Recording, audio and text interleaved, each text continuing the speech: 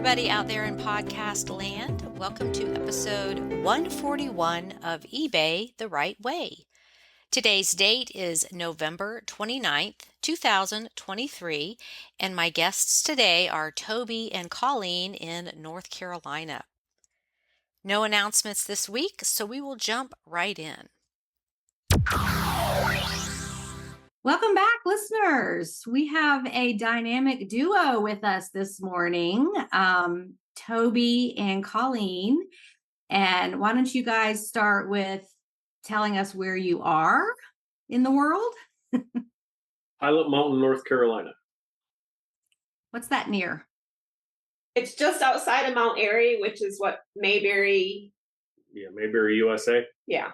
Okay. We are often known as Mount Pilot on the TV show. Yes. Oh, okay. Okay, great. All right. So something kind of sort of famous. A little bit. They really capitalize on it up here, or try to very hard. So. Okay. All right.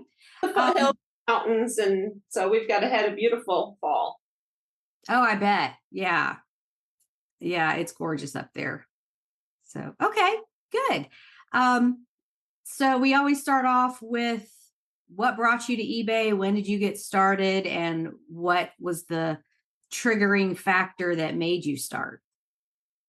We started eBay way back in 2000, I believe, when it was first getting going.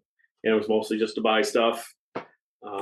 Several years later, we had a defunct scrapbooking store that we needed to unload a lot of product for. And we started selling quite a bit on there, but it was still checks coming in and that type of thing. And we were selling stickers and scrapbooking paper for $39 and 25 cents. So we were $1.50 checks. So we didn't proceed too long with that and kind of just let it go for a while. We ended up donating all of that stuff to a school and taking the tax break. And then from there, we went to several years of just buying, and it sat vacant until about 2017 when we decided to travel as medical travelers. And we needed to downsize the house quite a bit. Started selling off stuff from there. And then as we enjoyed doing it, when we got to traveling, we had a small trailer behind our car and we towed several totes of eBay. And when we went to a new town where we had an assignment, we would, hit the Goodwills and the thrift stores and pick stuff up and try and sell it before we left.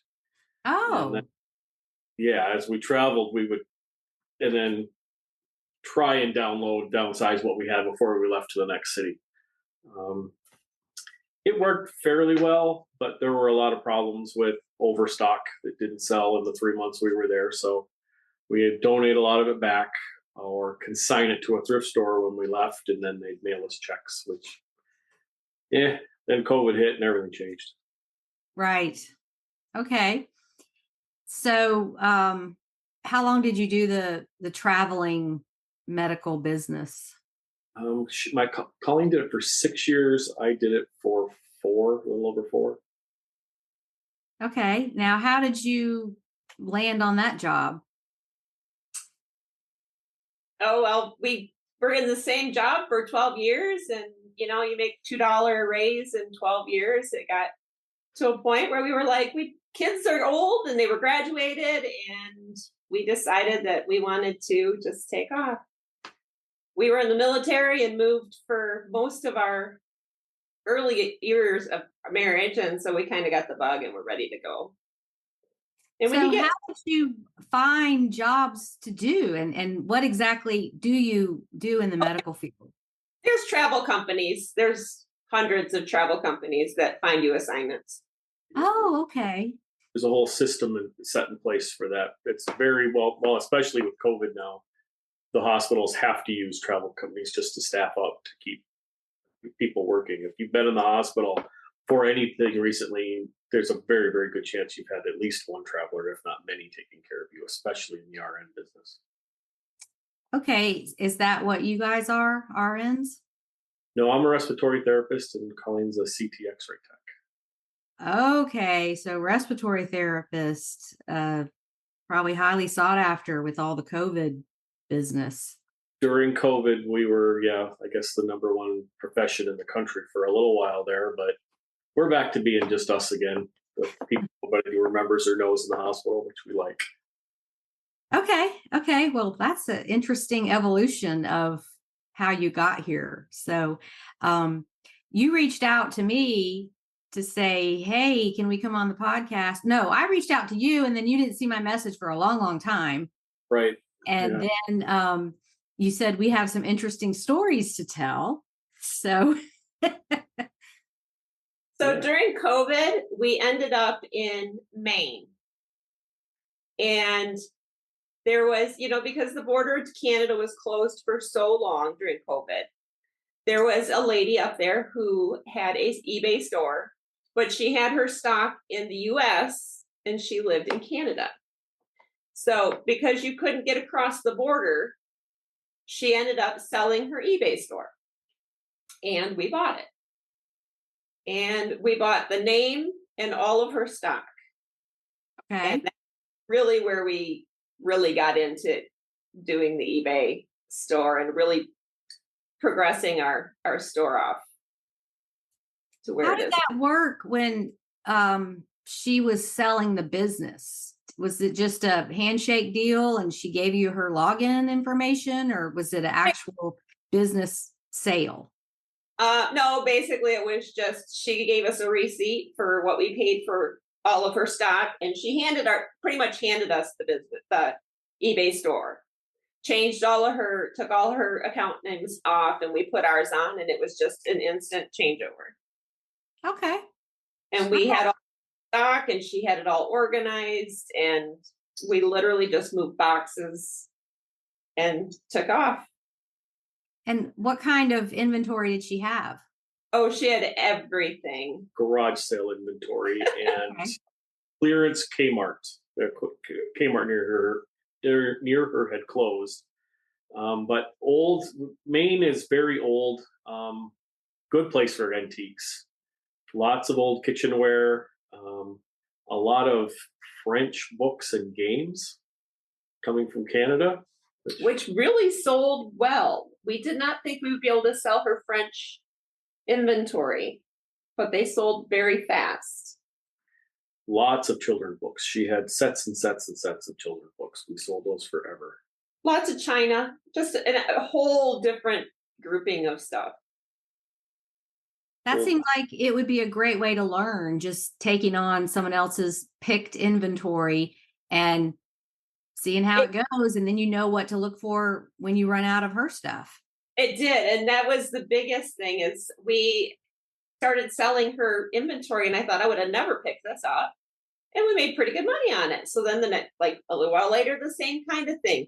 And now we go out in the store and it's just like, every time you look at something, you go, "Ooh, what's that?" Well, now we look at it and go, "Hey, we sold one of those. We sold one of those."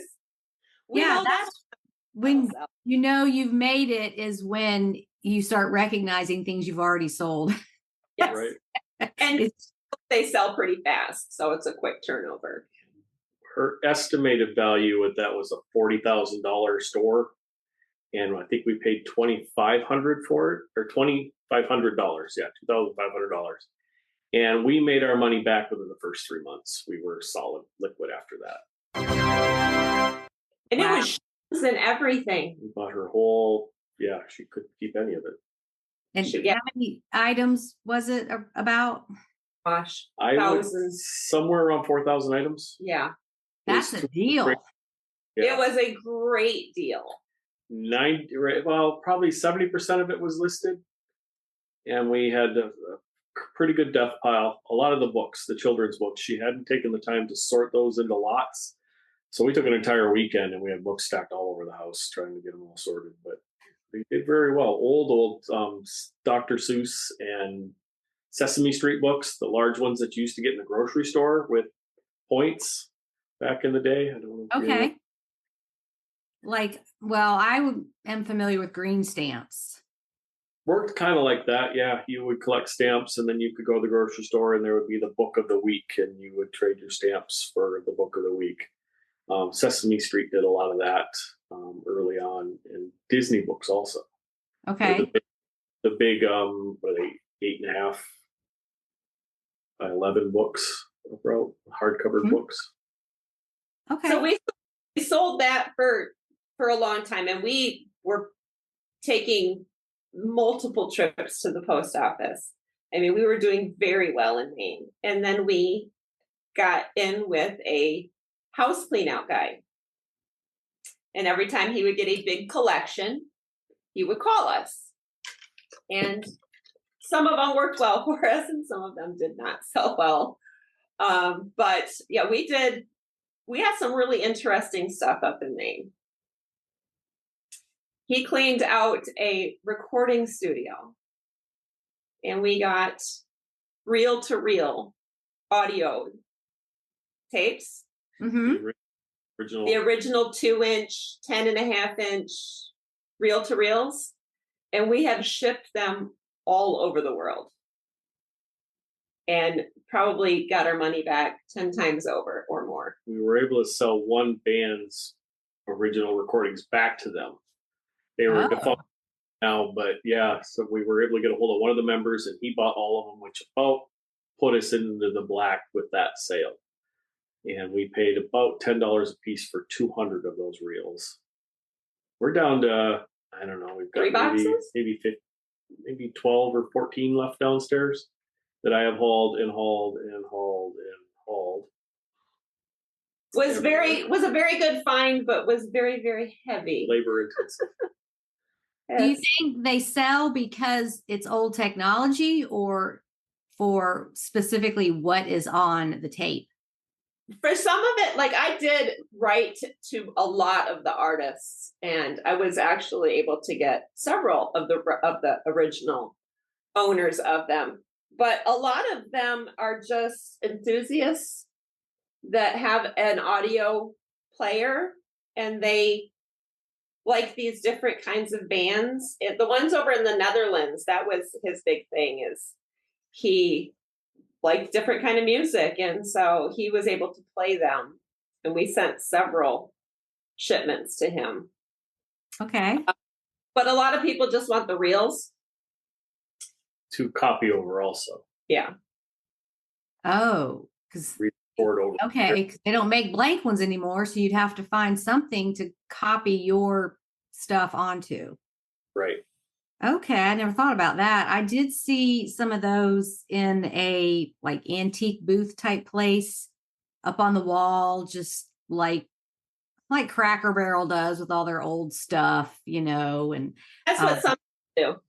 Yeah, they just want the reel for decorative purposes, upcycling, whatever, nostalgia, that type of thing. Okay.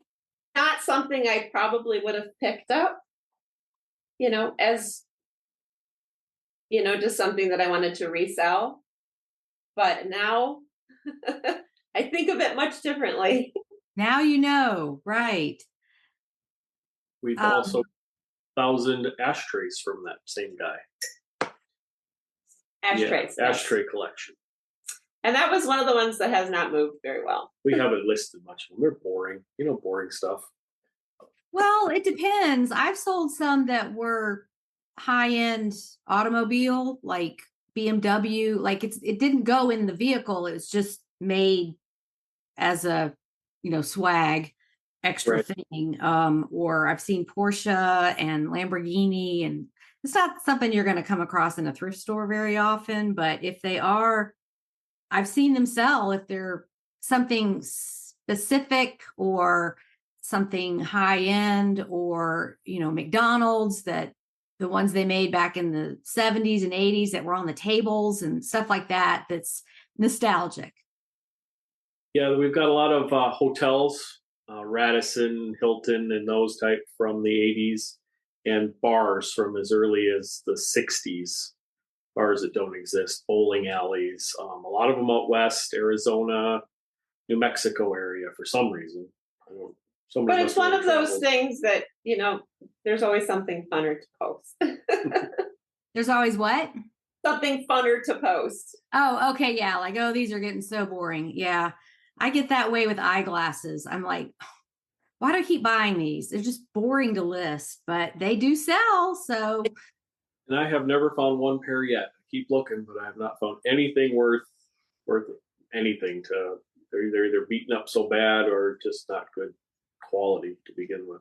yeah, I get the best ones at this religious themed thrift store. They seem to sort things out a little better. Occasionally I'll find them at Goodwill in a big clump, like somebody donated them, and you kind of got to go through them and untangle them, and it's just a big clump of glasses. But yeah, I actually sold a pair today that are sunglasses with with the readers in them. I've had them for 3 years, and I just kept doing them over and over, like every 3 months. I'm like, somebody's going to eventually want these, and they paid $30 for them, and I paid 50 cents. So if the work's already done and it's there, and you get free listings, like, just be patient. Eventually, it'll go. But that is a long time. I would put 50 cents in the bank if they give me $30 in 3 months. So, yeah. Well, this was 3 years. So, but yeah, I did sell like the loveys and stuffed animals. Those are 50 cents. And when those turn over and you sell them for $50 in a short period, it's like, there should be some investment name for this, because you can't do that in investing right now. My IRA has not moved in 2 years. It just keeps going up and down, and it's like exactly the same. And it's very frustrating. Can't take it out. It's an IRA. What are you going to do? But anyway, that's a different story. So I do like the return on investment when you can figure things out and keep finding them. When you go in a thrift store and buy this crazy mix of, here's some stuffed animals, here's some linens, here's some clothes.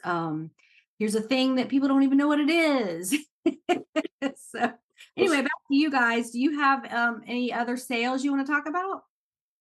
Well, this is just one of those, it just keeps coming and coming. One of those things you find that aren't very exciting, and they sell and sell and sell. We cleaned out a whole bunch of stuff out of a abandoned textile warehouse. And we found bib clips, like for bib overalls. Okay. The clips that go on the button at the top. Mm-hmm. Found 20 bags of them. And there's about 1,000 in a bag. So we have a ton of these. And I sell them 4 a pack or 10 a pack. And we get a sale on those almost every day. it's amazing. It's amazing. And it's a little bubble envelope, slide it in, put a card, and it's quick, easy sale. It's not a lot of money. It's not a ton of money, but it's been one of those, every time the thing goes, you're ding, it's okay, is it bibs again? Is it bibs again? But it's been one of those tried and true, and something I wouldn't think would do that well. Well, and if you think about it, I'm a big picture thinker. It's like, if you sell $10 a day, that's $3,600 a year. That can pay for a lot of things. And, this podcast is about what the average person can do, not people that have thousands of items in warehouses and staff and employees and all that, because most people don't want that. It's a lot to manage. Having a lot of inventory is not as much to manage as people and a space. So if you just think about it, like, what could that pay for? That's a few mortgage payments. That's a vacation. It's a lot of things. So don't beat yourself up if all you sold today was $10 worth. Yep. Keep track of it. This is for the listeners. Keep track of it so you can see, wow, this month I made $500 just on items under $20, and just focus on that rather than, I didn't get $100 sale today, because you're not going to get them every day. So do you guys find that? Yes. Yeah. We average about one a month of those, I think. The $100? Yeah. Most of our stuff is in the $30, $40 range. Mm-hmm.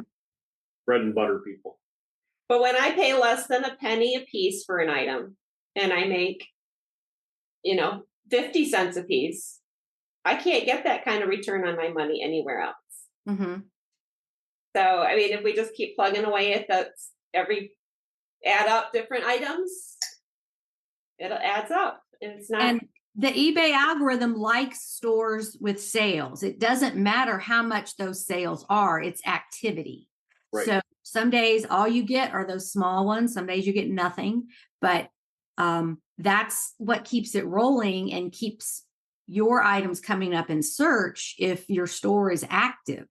So, there are eBay, what do you call them, mentors out there that, say, don't bother with the low price stuff. It's not worth your time. But like you said, if you bought 500 of these things and they were a penny a piece, and like those overall clips, are they all different or are they all the same? Exactly the same. So yeah, you create a listing one time and you just ride the wave until you run out. And I love stuff like that. So that's tried and true. I don't have to even worry about it. It just keeps coming in. It keeps coming in. I don't have to change it. No new pictures. She even has them prepackaged to ship. I just have to go grab one off the shelf, slap a sticker on it, and out it goes. Yeah, that's putting it on autopilot. I love stuff like that because eBay is very one and done kind of thing. When you find those unique items, you got to take the pictures, you got to do the listing and on every single thing. But when you can find multiples, that's a gift. Yeah. That's a huge time saver. Okay. Well, it gives you time to find those cool one-of-a-kind things. Well, you want to talk about some of those? Yeah, I've got a small list here. He's kidding. He has a pretty big list. One of our I think one of our most interesting one was a camel saddle. Okay. I picked it up in mid-Michigan and just at a garage sale. And this lady wanted it out. She's like, I take it.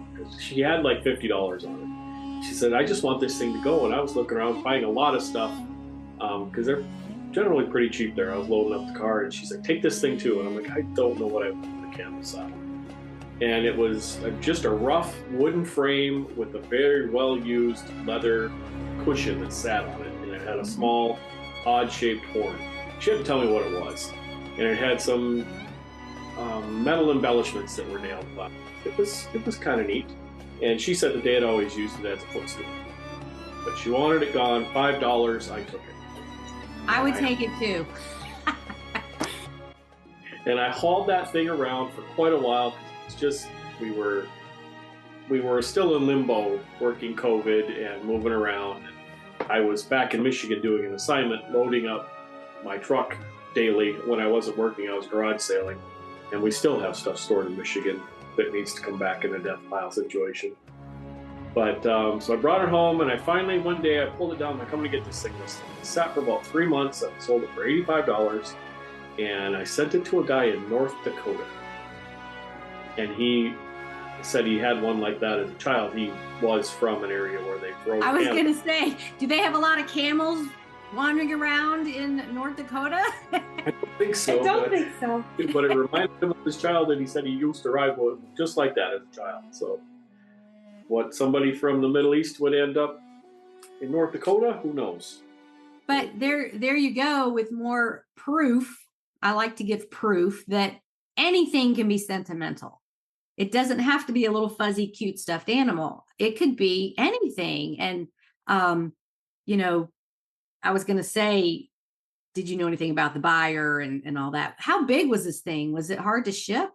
It was Yes. awkward. Yes, it actually took me two large boxes, and I used an entire roll of tape to tape the two boxes together because it was going to North Dakota, and I figured it was going to get beat up getting there. And I shipped it out. Large stuff I like to use FedEx ground for stuff like that. Mm-hmm. And I asked them first saying this will be the cheapest way to get it to you. And he wasn't in such a hurry to get it. So it took about a week to get there. But I used a brand new entire roll of tape. The whole thing was just taped right shut. How he got into it, he would have needed a knife. What were the approximate dimensions? like 4 feet by something or? We're like 2. 3 feet by 2.5 feet, and Okay. it folded up, so it was probably 8 inches when it folded because of the bow in it. Okay. So 10-inch high box, and then I crammed the whole thing. I use paper mostly. I'm not a Uh-huh. cool noodle like the rest of the world. I use a lot of paper and some bubble wrap. We use a lot of bubble wrap. I get a lot of bubble wrap from the hospital, so I get it free, which is Oh, nice. I love that. And boxes. They are very nice there. They give me all their boxes that I want. When you took possession of this item for $5, did you think, how am I going to ship this when it sells? Or did you just Yeah. figure it out? So she does. I don't think of that. I do. Yeah. Some I don't people, think of they want to work through that mentally before they commit. Like, okay, yeah, I could fold this up and put this in a box. Okay, yeah, I can do this, no problem. And then other people, they don't even care. They just see the dollar signs and they're like, we're doing this. So, yeah. Blow molds. Blow molds. The first thing I think of is how are we going to ship it? Okay. I know we're going to make money on it, but how the heck are we going to ship it? Because most of those are very big and cumbersome. the holiday. And yeah, and they're fragile because they're hollow. So you got to be careful that they don't get smashed. And they're old. To a million pieces. Yeah. Wait, back to the camel saddle. How much did you say it sold for? $85. 85. Okay. That's good. I think I had it listed originally at like 115, and he gave me an offer of 85, so I went with that just to get it gone. That ranks up there with one of the most unusual items I've heard of. So what else do you have on your list? Also in Michigan, I picked up that same summer. I picked up a bag with 3 blankets in it, and I also at that same sale picked up a bunch of Fiesta wear. I did really well at this sale. But the 3 blankets, one of them was a original serape from Mexico that I haven't done anything with yet, just because I kind of like it. And it had 2 Pendleton blankets in it. Oh, lucky you. I haven't found one of those yet. Well, I found a Pendleton lap blanket, but I'm looking for that big one. Yeah, these were the wraps. They call them robes. It's just a blanket wrap around your shoulders. One was new with tags from the early 80s, and the other one was vintage from the 20s. Oh. And yeah, that one had some staining and some stuff. We took it to get it cleaned before we sold it, and I think they kind of ruined it a little bit. The Fringe. the fringe was all frayed when they were done with it. When I sent it to beautiful condition. That one we sold the wool, the one from the 20s I sold for 133, and the one new with tags for 249. Great. Yeah. You paid what, $5 for the whole? I paid $5 for the whole bag, all 3 of them. Oh, nice. Very good. Yeah, and they're easy to list. Pretty much research on them. It's easy. Pendleton's out there and not hard to research at all. The same with Fiesta wear. At that same sale, the box I bought had a little 5-inch tall orange syrup pitcher, and it's the radioactive orange. Oh, the color was radioactive orange. Gotcha.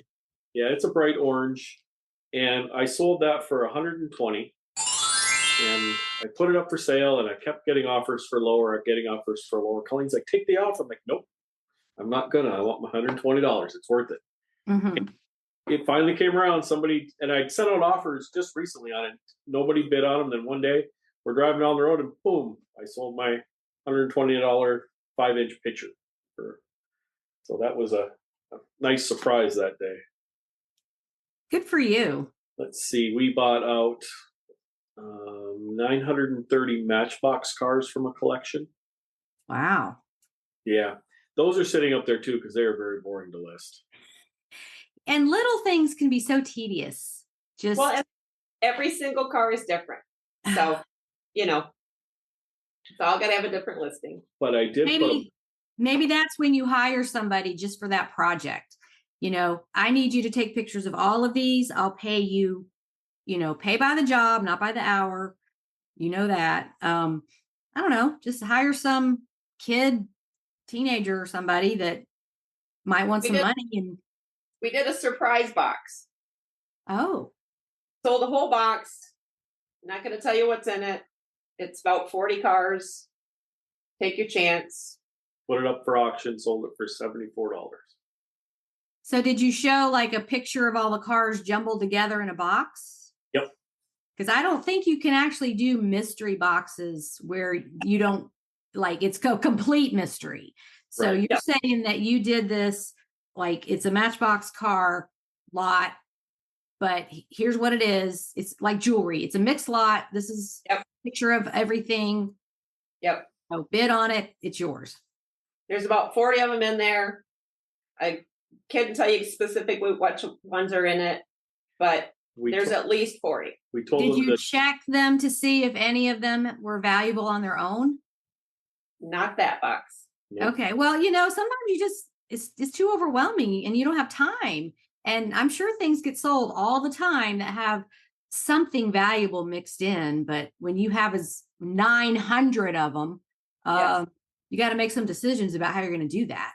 Yeah. We have gone through almost all 900 of them. And when you said hire somebody, every couple of months our son comes out and he will spend a week listing for me, getting me caught up. There you go. And he is a eBayer back in Michigan. And so he lives in a small apartment. He's very low key, mostly books. He likes books. And he does very well. Yeah, he does pretty well on his own. He won't take advice from us at all. We don't know anything. How old is he? 30. Okay, yeah, that's that age. They know everything. Yeah. You can't tell them anything, and then after the fact, you're like, I tried to tell you, and they're like, yeah, I know. I just had to do it on my own and figure it out. Life. Yep. But yeah, since we work full time, he comes out to visit every couple months, and while we're working, he lists for us, and then we finalize the listings and post them. But he does everything up there for us and takes all the work out of it. So I have to ask the big question: do you pay him, or did you just? Okay. Yeah, he's on disability from the Army and doesn't really work anymore. So sometimes he needs a little extra money, and we like to have him around. So it works out well for both of us. That would be a good person to have around. So yeah, and that kind of project takes a long time. All those little tedious things. Sometimes I look at things like in the thrift store, and I'm like, do I want to tackle that? Yes. And my evolution has changed too. When I first started this, I bought everything I could make $1 off of. And now it's like, well, you've got so much to list now, and you're going to make $5 on this. Is it really worth it? Leave it for somebody else, and stick with the bigger dollar stuff and the more interesting things and the stuff you want to list when you get it home. If Right. I'm hemming about it already, I'm probably not going to list it right.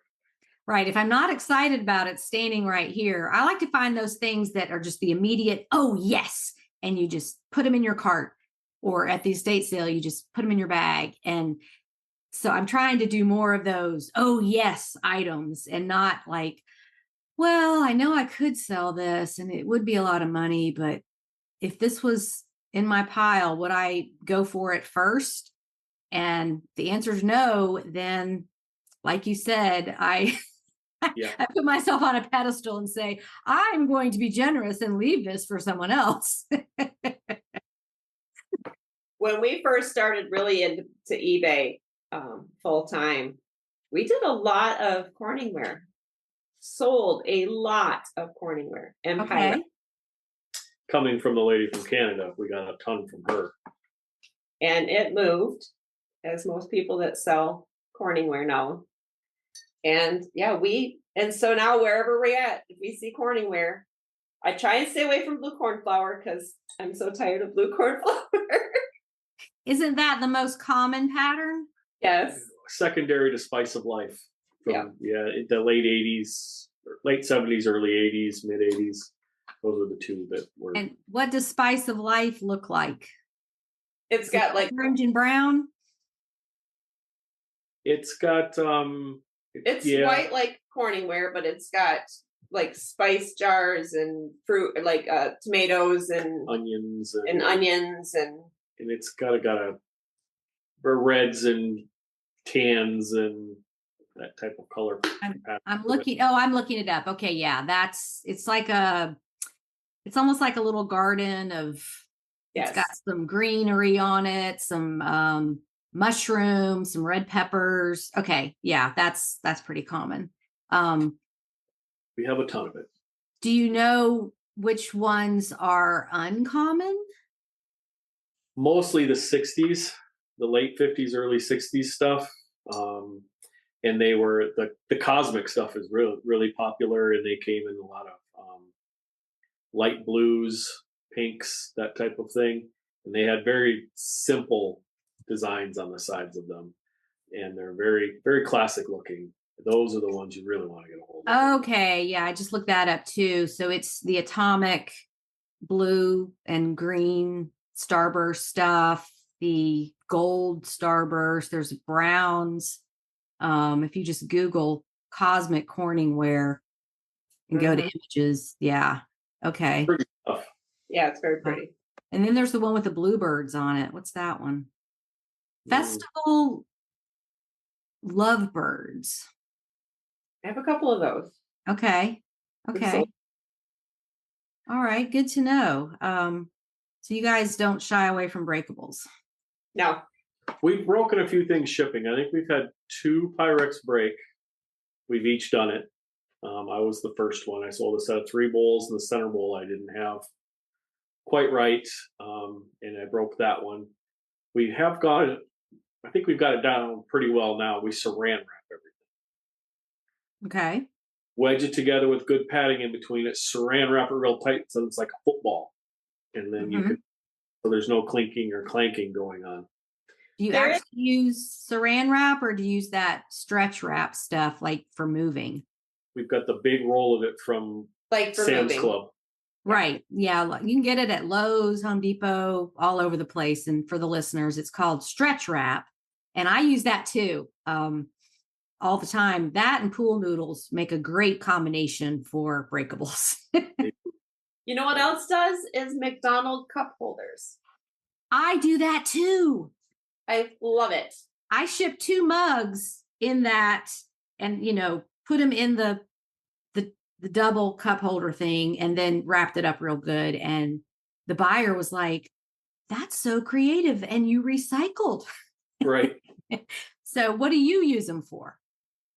We pad them. Like if you turn them upside down and put like a bowl or, anything breakable, wrap it up real good and set it on top of it. You have 2 inches of sponge, basically. Yeah. That sits under. So are you talking about the cardboard ones? Yes. Yeah. Okay. So it's like a recycled, almost paper mache looking cardboard thing. Yes. Yep. Yeah, For the listeners, since they can't see what we're talking about. Yep. That's a really creative solution. And, you just, whenever time you order 2 drinks, or probably just go in and ask for them from time to time. If you buy something anyway, they'll give you some. Yep. We learned that from our Canadian friend. Okay. We bought her store. We got a couple dozen of those along with it. Yeah, that's a great shipping hack. Good for you. Very good shipping hack. One of my most recents that I thought was pretty cool was a Heather Thomas calendar from 1989, new in the I pack. saw that. You posted that on the group, didn't you? It did. Okay. My favorite things to do is to post on the group. I'm not much of a stalker in the groups or anything else, but I do love posting on there. I know it's like you've come full circle. Like, I found this, I listed it, I sold it, and now I'm going to tell everyone. Yeah. I love it. At work, I will do that too. There's a lady there. Her name is Mary, and she won't care if you use her name. She's our age. We're 53. She's 56, I believe. And she's extremely frugal. And I will show her things that I have sold. And just to hear her say, "Oh my Lord, I can't believe it. You got that much for that." So when we work together, which is rare these days, we go over all of my sales. She absolutely loves to do that. It's hysterical. So she doesn't sell. She just lives vicariously through you. Yes. Yep. She just thinks it's the neatest thing. Her sister is a big antiquer, and they will go antiquing, and she'll bring me back pictures of what is this and why is it why do they want so much money for it? So because it's rare, it's vintage, it's neat, it's cool. There's just all those reasons. People just love that. Buy And back sometimes you can't figure out why. Colleen sells patterns on Facebook. The Like- same textile warehouse, I picked up thousands of sewing patterns. Okay. And I paid less than a penny a piece for them, and I sell them on Facebook. Sitting here on her couch. Now, are they uncut? The ones I got from the textile is all uncut, factory folded. And I have sold some on eBay, but they don't move as fast because it's so flooded. But I sell them on Facebook by the boatload. She'll And are you say- selling them on Marketplace or on these groups? These groups. we buy them off Marketplace. People selling lots of them. We'll go and pick up. We picked up 1,000 of them. Paid $500. We went home for a funeral, and on the way up to the funeral, we snagged 1,000. Now those weren't all uncut. There were some, but she had some really neat patterns in there. All the way back to the 50s. Yeah. And the Oh. tiles are so cool to look at. You like And vintage. people do things with the envelopes. They, decoupage a table, or it's not necessarily the pattern all the time that they want. It's the envelope and the artwork on it and that type of thing. I haven't thought of that. I got a lot of bad patterns. I could do that. Yeah, you could put just the envelopes together in a lot and just say for crafts. That's a good idea. Yeah. Or, these little sewing shops, and they have things on the wall, just interesting things to look at from back in the day. And, pattern envelopes are one of the pieces of artwork, I guess. So, anything old that has artwork on it, it doesn't matter what, it could be a cocktail napkin, doesn't matter. Right. Well, and I found that's postcards.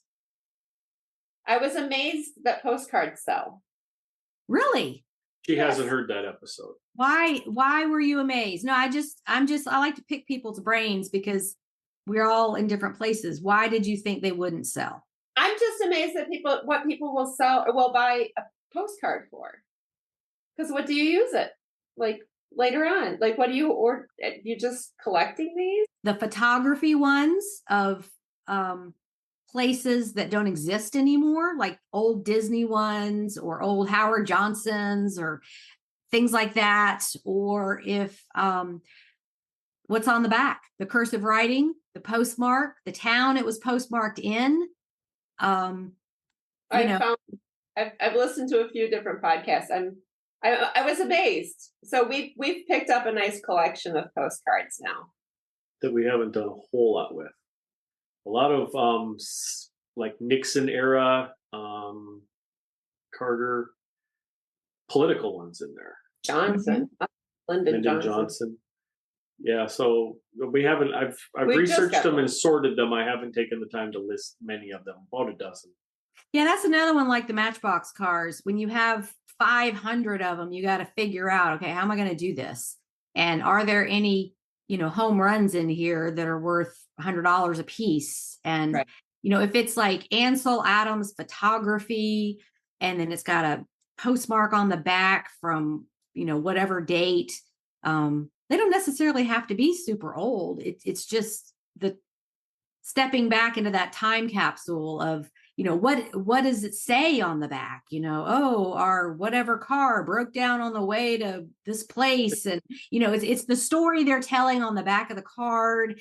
And then like the postmark and the stamp itself could be something sought after by collectors. So it's, there's so many of these categories that are like stamps and coins, and there's so much information you have to know. Or you just throw it out there and let a collector buy your lot and let them figure it out. So Yeah, it just seems so kind of tedious to go shopping for a postcard on eBay that I don't think I would ever do that, but I would take time to list them for somebody else to take the time to go shop. right. So collectors have a very specific brain, and I've got 8,000 of these whatevers. I need this one. I don't have this one. And so they're looking for that specific one, just for their collection. And it may not mean anything to anybody else. It's not that they're necessarily buying it to resell it for more money. It's just, they don't have that Barbie, or they don't have that beer can, or whatever. They're trying to round out their collection for their own personal satisfaction. Right. So Well, that whole thing about something is only worth what someone will pay for it, and you ask 10 different people, you're going to get 10 different numbers. That's true. well, I found since we've done eBay that you have to think differently now. Like you have to think outside your box. Because everybody out there is looking for something different. And I've found after selling the most obscure thing that just about anything will sell if you got the right buyer. And it's golden if the buyer tells you why they bought it. Mhm. Because you can use that. I sold this week a Toy Story twin bed comforter from late 90s when it first came out. One side was Woody, the cowboy theme. The other side was Buzz Lightyear, outer space theme, reversible. And I saw that in the thrift store and I'm like, oh, I'm getting this. And it sold, I don't know, within a couple of weeks. And I had it for 115. I think I paid $3 for it. And person just bought it outright, didn't offer, they just bought it. Left feedback, thank you so much for offering. I had this as a child. I've been looking for a replacement. And what's interesting is there were others on eBay.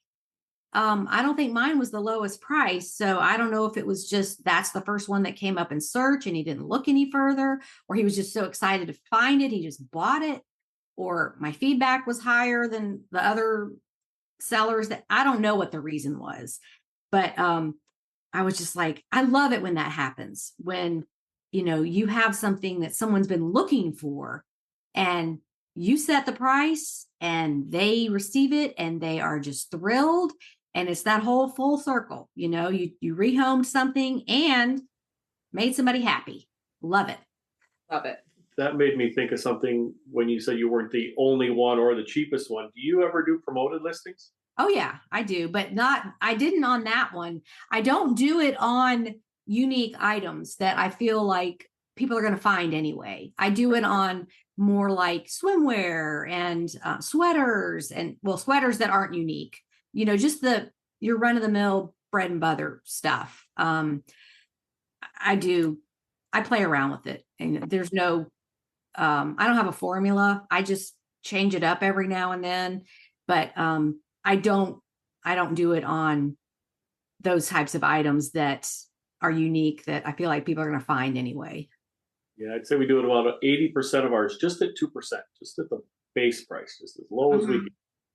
And when we started doing that, I think we saw probably a 30 to 40% jump in sales on our Corningware and the run of the mill stuff. There's 100 of it out there on everything.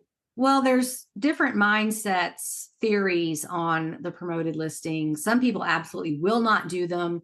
eBay gets enough of my money. I'm not doing this. Other people see the big picture and they're like, millions of other sellers are doing it. And if you want to be competitive, try it and see if it works for you, because you can look at your statistics on your promoted listings campaigns and see how many items you sold and how much it cost you. And, you have to decide risk reward is worth it to you. So that's what I'm seeing among sellers. eBay is still probably the cheapest way to sell anything other than Facebook, which is difficult at times. But to put a store out there that millions of people can see and pay 15%, you can't put up a store for that. You can't man a store. It runs 24/7. I mean, it's not cheapest way to, well, it is the cheapest way to go, but it's not, you're paying something for that service, but I don't think it's astronomical what we have to pay out to have. Yeah, I think it's fair. And I think eBay keeps coming up with ways to help you be more competitive because, they want to make money. But it's a choice and you have to figure out if you want to do that. So, I feel like just as many people leave eBay every day as come to it because they get frustrated. They feel like they're paying too much. They go try other platforms or just get out of reselling altogether. I do feel like reselling is sort of recession proof, depending on what you're selling. Right. Collectors will pay crazy money for stuff anytime, recession or not. But oh, you need business casual clothing. Well, I'm not paying retail. I'm going to go on eBay. You know what you need. You know what you like. You know your size. You can return it if it doesn't work.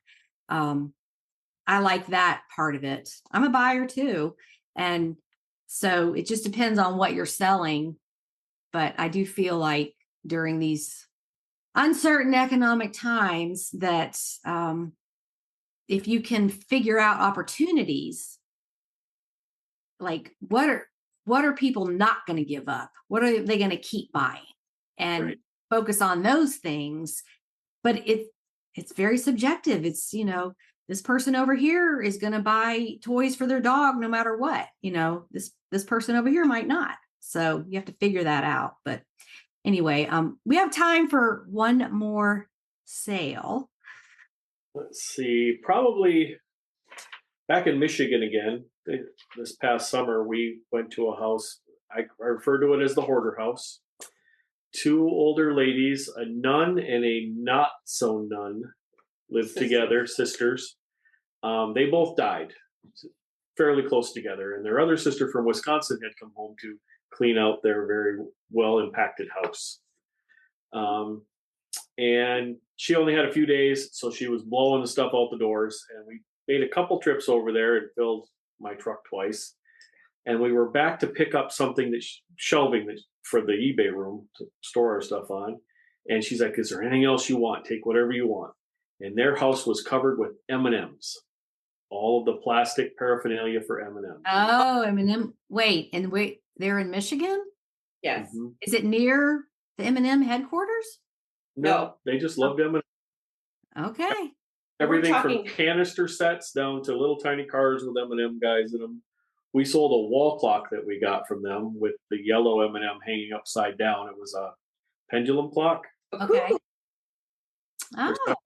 For $75, we got 3 totes of these M&M characters for $10. She just wanted them gone.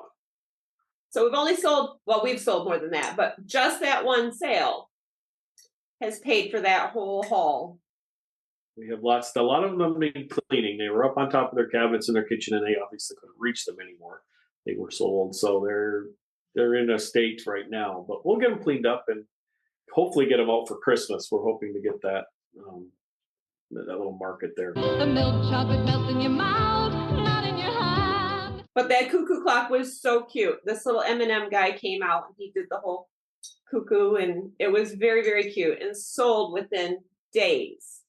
So a lot of these were promotional items, you think? A lot of stuff you get this time when you buy a thing at Christmas and there's a little guy and it comes with a bag of candy and a box, a gift set. A lot of them were that. It's a whole set of cookie jars, canisters. There's everything you can think of. Every holiday. We sold the plane. It had the M&Ms. It was about a foot long and probably about as wide with the wings. And it had the red and the yellow M&M guy in it. And I don't know if it's a little cookie dispenser. You put the M&Ms in there, not cookie, but M&M dispenser. So you put the M&Ms in there and you tip it and the M&Ms come out. A lot of them were M&M dispensers, yeah. I always wonder about those situations. Like, did they have a relative that worked for M&M that sent them unusual things that were limited edition or just made for promotional items? Like what was the connection? What got them started? Or did they just start? I think they were collectors, and they ended up to a point where they were riding Amigos, both of them. So they weren't around. I think they just ordered stuff. There was lots of boxes of stuff that never came out of the box in that house. A lot of QVC type orders. Okay, yeah, that happens when you can't get out and shop. You start doing it online, and it's so easy. It's just, oh, I have insomnia. I'm going to watch QVC for 2 hours. Next thing you know, you spend $1,000 on crap you don't need. Just put it. But They had- a lot of that QVC and Home Shopping Network stuff is worth money Mhm. because it was limited edition. It was only on those shopping networks. What did I come across? The Joan Rivers jewelry. That, she partnered with QVC. She was $37 million in debt after Edgar died, and she was in a mess. She had to do something. And that's when all her jewelry stuff started. So, and then she became a millionaire again with that. So, it's some of that jewelry, the costume jewelry is worth money, just not because it's got precious gems in it or it's gold or silver. It's limited edition and the celebrity it's associated with, and it was only made for a short time and all that kind of stuff. But yeah, that QVC stuff, look all that up because you never know what it's going to be worth. And people, they just collect everything. So We've recently delved into costume jewelry. We're still trying to figure that out. We're trying to find easier to ship, smaller storing items, get out of the Pyrex. Figure that's kind of coming to an end here soon anyway with the astronomical prices on those. And we're just ready to kind of downsize our area just a little bit. well, did you listen to the jewelry podcast? That's what prompted me to look into Good. jewelry. And then I left there and I went to a garage sale, and this guy he was cleaning out, I think, his eBay store, and he had like 10 bags, and he wanted $3 or $4 a piece for each bag. And there were some very nice pieces in there. So I bought them all with the dismay of my partner here. She voiced her opinion on that. She said, "You can't just take one bag, can you? You have to take them all." I'm like, Well, but that's how you're going to learn. And I feel like when you're out in the world treasure hunting, that's okay. Buy these big bags of jewelry because you can't sit there in the store or the garage sale and figure out each individual piece. And that's what the jewelry specialist will tell you is just if it's cheap enough, just go ahead and buy the lot and then sift through it at home. And even the junky stuff that's not worth anything on its own, you could do as a craft lot, or you get something out of it. yeah, I only paid like $30 for these several bags full of them, and so it was fun, and it's very interesting stuff. So that's our next forte, I believe. And who knows, the Hope Diamond could be in there. Could be. Okay, well, we've made it to the end. Do you want to answer a personal question about what you're reading, a podcast, anything like that? Sure, we're open books. Okay. Reading right now, I don't read. I listen to books on tape, podcasts. Sitting and reading to me is A, I can't do it. I can't sit still long enough, and B, it's a waste of my time when I could be doing something and listening to a book at the same time. Oh yeah, absolutely. Audiobooks are wonderful for time savings. Yeah. I'm re-listening I listen to a lot of Stephen King, and I'm re-listening to the Mercedes Killers series. That's 3 books long. I'm finally finishing up the third book on that one. And that's the type of stuff for me. What about you, Colleen? Well, this is really silly. My daughter got me hooked on Jennifer Yarrow. I don't know her. She just came out with this Fourth Wing book that went viral, and now her second book has just been out in the last couple of days. It's dragons and stuff. I didn't think it would be something I'd like, but man, it's written very well, and that's mine right now. Is her second book. Good. It's good to know that people do other things besides just eBay all the time. I have a quilting machine and an embroidery machine, and I have all kinds of fun stuff to do. Yes. Oh, good. We have a sizable garden, and I do leatherworking and woodworking. So, yeah, not all eBay, not all the time. So, are you retired from your medical work? No, we're No. still working full time. We got 12 more years. We're counting down the days. No, still work full time, 12-hour days, 3 days a week.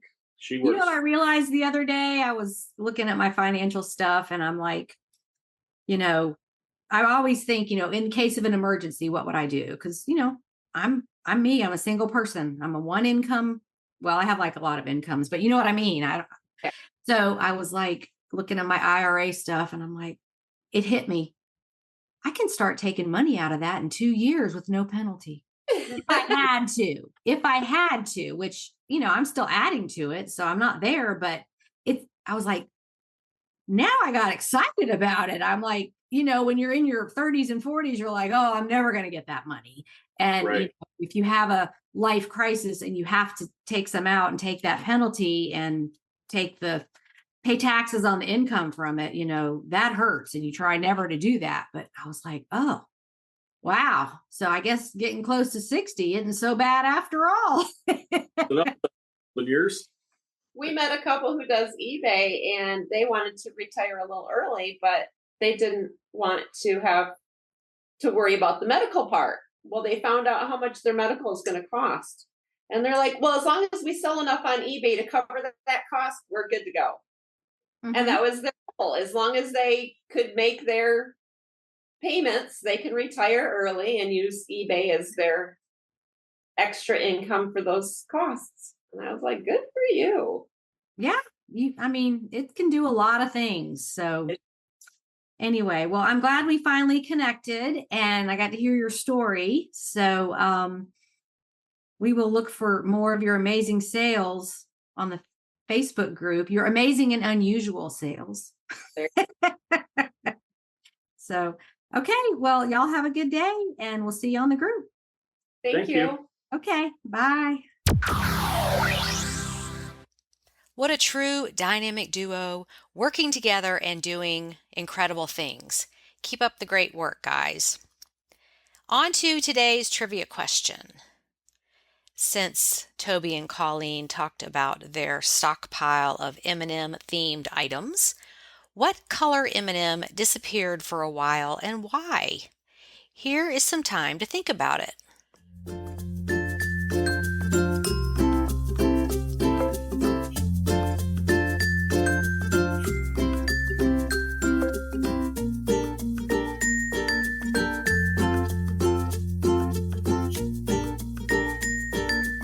In 1976, Mars, the candy company that makes M&Ms, eliminated the red version of the candies from their mix.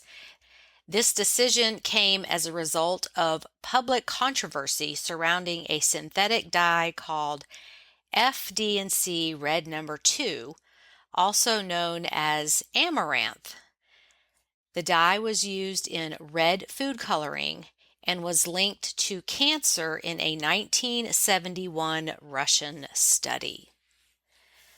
The red M&Ms came back in 1987. So raise your hand if you remember when this happened. And this was before you had M&Ms for every holiday, the Halloween ones, the fall ones, Valentine's, 4th of July. Like every holiday now has its own specially themed colored M&Ms. And I think they're fun. I put them around in bowls and, I decorate with food. So anyway, just in case you didn't know that, red M&Ms were gone from 76 to 87. Next week, my guest is Rosalie in Illinois, and she must have incredible vision because she sells all sorts of itty-bitty tiny things that would make my head explode. She sells all sorts of items and has some really fun stories about life as an eBay seller. Make sure to subscribe or follow this podcast on your favorite network so you will be notified when new episodes are ready. Make it a great week on eBay. Happy selling, everyone. Bye.